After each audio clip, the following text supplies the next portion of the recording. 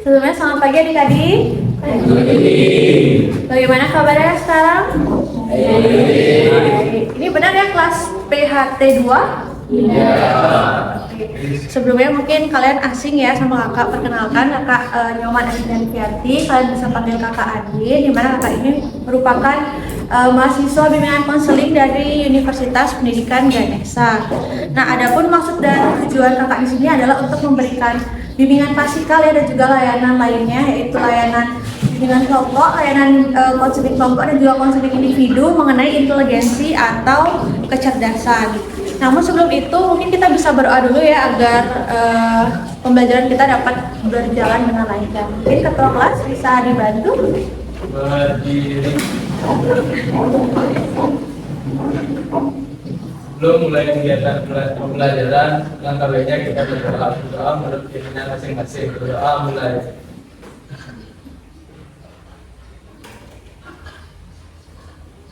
Berdoa selesai. Oke, terima kasih ketua kelas. Sebelumnya di sini aku lihat ada beberapa bangku kosong, ada temannya yang hadir ya.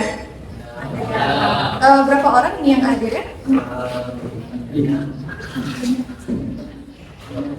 Ada berapa? 5 orang. Oke.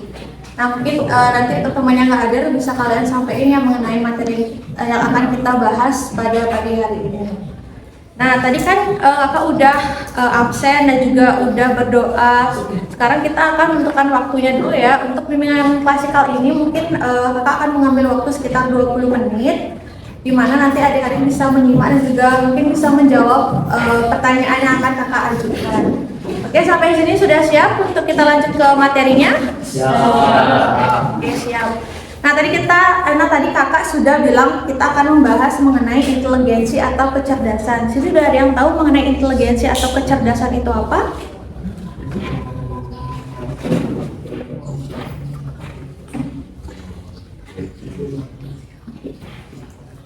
Ayo coba adik ya.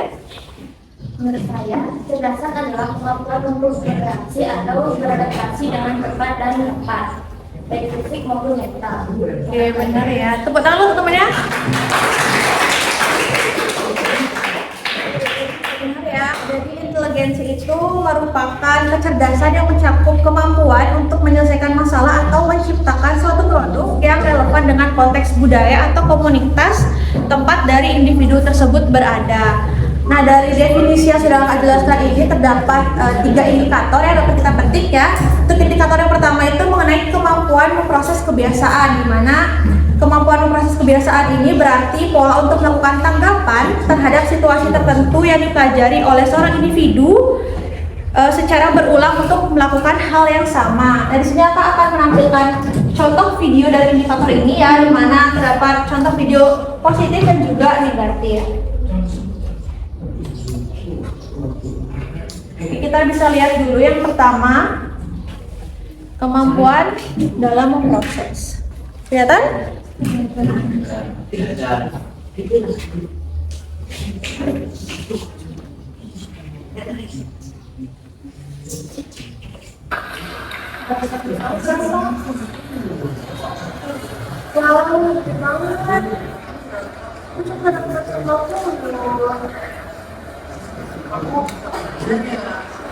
Ini aku nggak tahu soalnya sampai dari mana.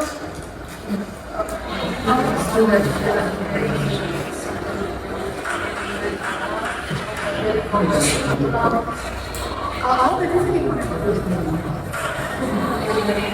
Itu, kamu yang main ini, mau nanti belajar, atau nanti naik besar.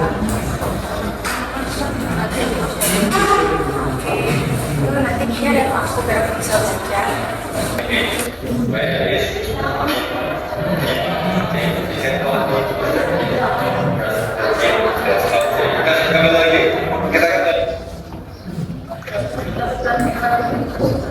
Kenapa 80? Oh, yang berapa?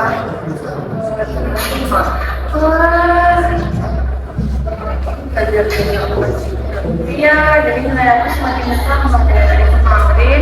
Kan kita ada 2 tes. Aku dari minggu lalu perlahan setiap hari aku belajar bahasa Inggris pakai dari aplikasi.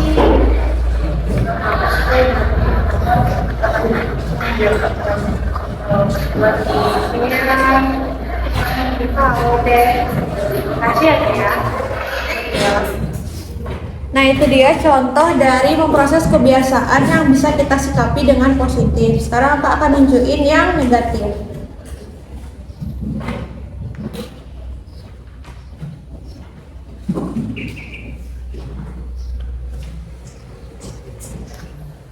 Kamu masih di sini?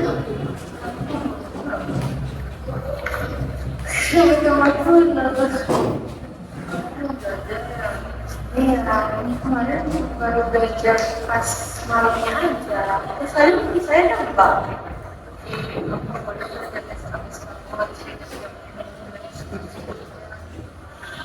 Nah, saya baru baca dari 8 sama bapaknya. Oh, masih belum.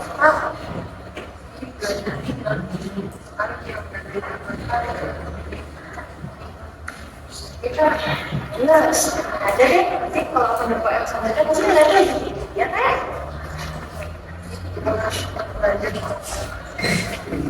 Nanti aja deh, itu bagus. Mau menghindari aku sih, biar mau tahu. Oke, itu dia ya contoh video dari indikator pertama mengenai memproses kebiasaan yang disikapi dengan positif dan juga negatif. Ada yang bisa nangkep nggak makna dari video tadi itu apa? Oke, mungkin kurang terlihat juga ya. Jadi video indikator pertama itu ketika kalian mendapatkan nilai jelek, tapi kalau misalkan kalian mau belajar terus-menerus sampai misalkan ulangan itu terjadi lagi, pasti kalian akan bisa. Kalau misalkan emang kalian nggak mau belajar, itu berarti kalian nggak punya kemampuan untuk memproses kebiasaan gitu. Ngerti? Oke, lanjut ya. Untuk indikator yang kedua ini mengenai kemampuan dalam memproses informasi, di mana kemampuan memproses informasi ini berarti mengolah atau mengerjakan informasi agar menjadi lebih berguna serta bermanfaat. Akan juga akan menampilkan video indikator dari memproses informasi ini, di mana terdapat indikator positif dan juga negatif. Kita lihat yang positif dulu ya. Aku kan apa yang ribut sama bos kita buat tugas kelompoknya?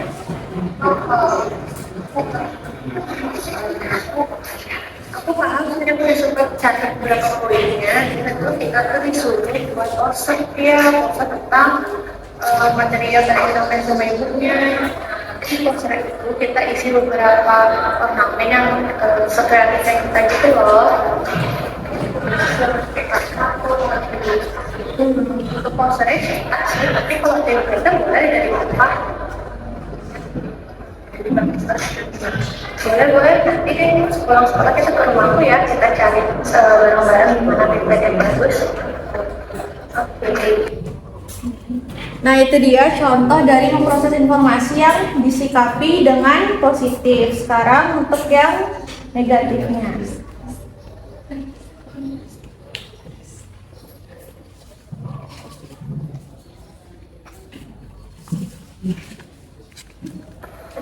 Apa yang sih yang dimasukin sama grup kita tadi? Aku cuma paham tadi, kalau aku cuma ngobrol sama jadi tadi kita satu kelas mana yang konten yang perlu ada yang kita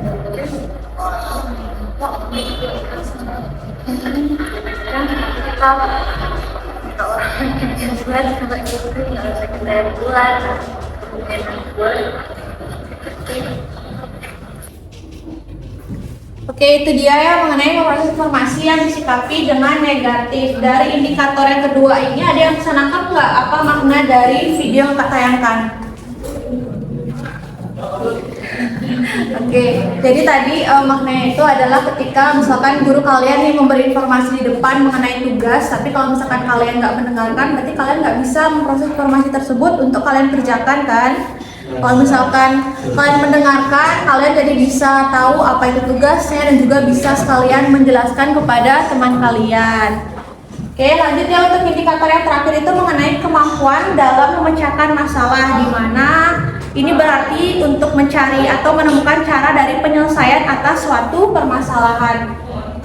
Kakak akan tunjukkan lagi video indikator yang terakhir ini yang positif dan juga negatifnya.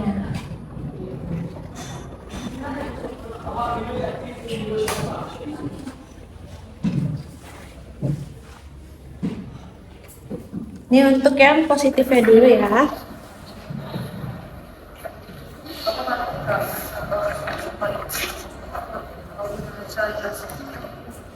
Oh iya ya. Tadi aku sempat dengar sih kalau nggak salah kayak gini deh caranya. Ini, saya tambah ini, terus ini dioper ke sini. Kamu ngerti nggak? Ini belum ya? Nih, coba deh kita kayak YouTube ya. Kemarin aku sempat belajar, jadi kalau misalnya dikasih soal sekarang tuh jadi nggak terlalu pusing deh ini soal kita.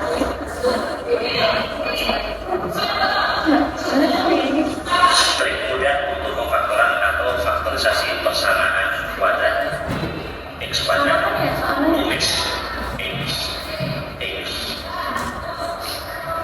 coba cari perkalian berapa aja, yaitu 1 kali 24, 2 kali 12, 3 kali 8, 4 kali 6. Tahu kan? Jadi kita bisa ya ngerjain soalnya, nanti dikumpulin sama gurunya. Makasih ya. Oke, nanti kalau emang ada yang mau tanya lagi, tanya aku ya. Oke, itu dia ya mengenai indikator yang positif. Sekarang yang terakhir yaitu yang negatif.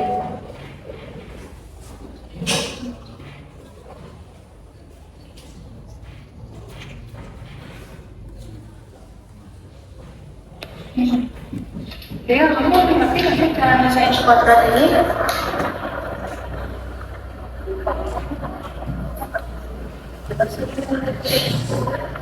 Lumayan sulit lagi.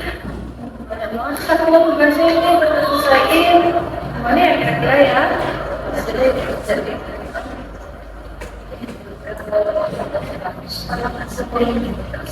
ya sih itu di tengah hari kira-kira ya udah makanya buat kita ya. Oke. Nah, itu dia ya video terakhir mengenai indikator. Lagi-lagi kalian di sini ada yang bisa nangkep nggak mengenai makna dari video tersebut? Oke, karena nggak bisa, jadi maknanya itu adalah ketika kalian diberikan persoalan mengenai suatu pelajaran, kalau emang kalian pintar ya dalam mencari memecahkan permasalahan tersebut, kalian bisa cari YouTube, maka persoalan dari mungkin matematika itu bisa terselesaikan dengan baik. Lalu kalau misalkan kalian tidak mau mencoba untuk mencari cara dalam menyelesaikannya, maka kalian akan berpikir nanti nyontek aja deh. Tuh, paham adik-adik? Oke, nah dari kedua indikator tersebut yang positif dan juga negatif, adik-adik di sini mau untuk mengikuti yang positif apa yang negatif? Positif. Tapi pernah kan lakuin yang negatifnya ini? Oke, nah kita lanjut ya untuk materi selanjutnya itu mengenai contoh dari orang yang memiliki inteligensi yang tinggi dan juga inteligensi yang rendah. Nah, bisa kalian lihat di sini, kelihatan nggak fotonya? Nah, kalau kalian lihat di sebelah kanan ini adalah dosen kakak yang tadi sempat masuk itu. Nah, beliau ini bernama Profesor Dr. Iketut Darsana MPD Fons, di mana beliau ini merupakan akademisi yang dikenal memiliki tingkat inteligensi yang tinggi, di mana beliau ini merupakan salah satu guru besar yang ada di Universitas Pendidikan Ganesha, khususnya itu pada jurusan bimbingan dan konseling. Nah, dalam perannya sebagai dosen ini, beliau tidak hanya menunjukkan keunggulannya dalam bidang keilmuan, tetapi juga aktif dalam menciptakan berbagai inovasi baru yang berkontribusi terhadap pengembangan ilmu, bimbingan dan juga konseling. Nanti kalau kalian emang ada yang mau masuk ke bimbingan konseling, bakal sering ketemu dengan beliau. Ada yang di sini yang tertarik sama bimbingan konseling? Gak tahu ya. Oke, untuk yang ini siapa yang tahu? Yang sebelah kiri? B.J. Habibie ya. Nah, jadi beliau ini merupakan seorang profesor bisa dibilang yang mana terkenal dengan apanya nih Profesor B.J. Habibie? Oke. Nah, kalau misalkan kalian sering ya mendengar kisah-kisah beliau, jadi beliau ini akan menciptakan pesawat dan juga berhasil untuk berkuliah di luar negeri. Itu merupakan suatu hal yang sangat luar biasa ya. Nah, untuk dari kalian di sini, apa ada yang tahu lagi contoh dari tokoh yang memiliki inteligensi yang tinggi, yang ada di Indonesia maupun di luar Indonesia? Contoh tokohnya aja gitu. Ada yang mau coba? Coba ada ya? Coba kira-kira.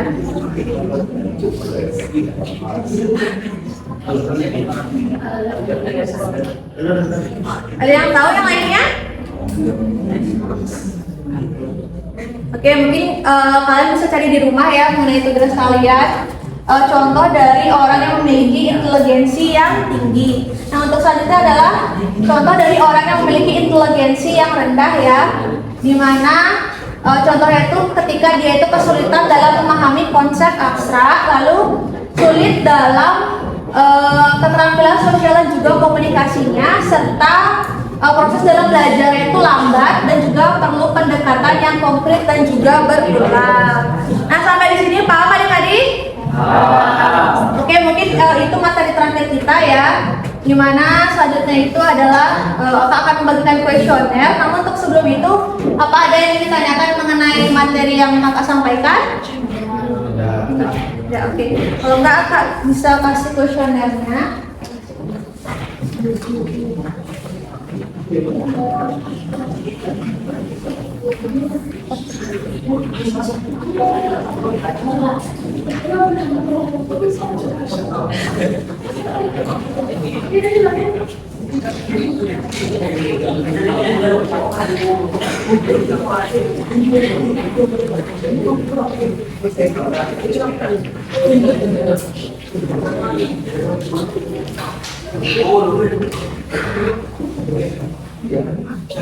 Nah, udah semua kan dapat kuesioner ya? Kalian bisa lihat ya di identitas responden dan juga petunjuknya. Semua udah jelas ya, dan juga ingatkan bahwa ini juga tidak berpengaruh pada nilai kalian. Jadi jangan ragu untuk mengisinya dengan sejujur-jujurnya. Paham kan tadi? Oke, mungkin kakak akan memberikan waktu sekitar 5 menit ya untuk mengerjakan. Kalau ada yang ingin ditanyakan bisa angkat tangan ya.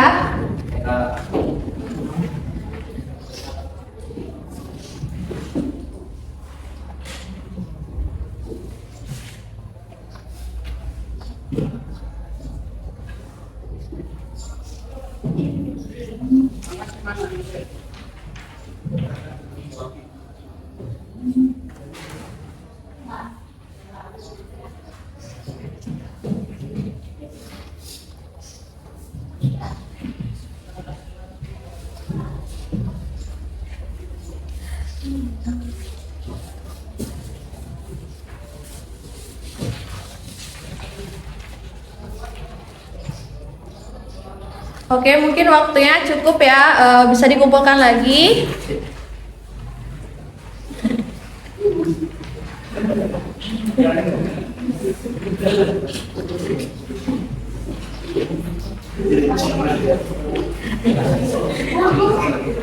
Nah, semua udah mengumpulkan kan?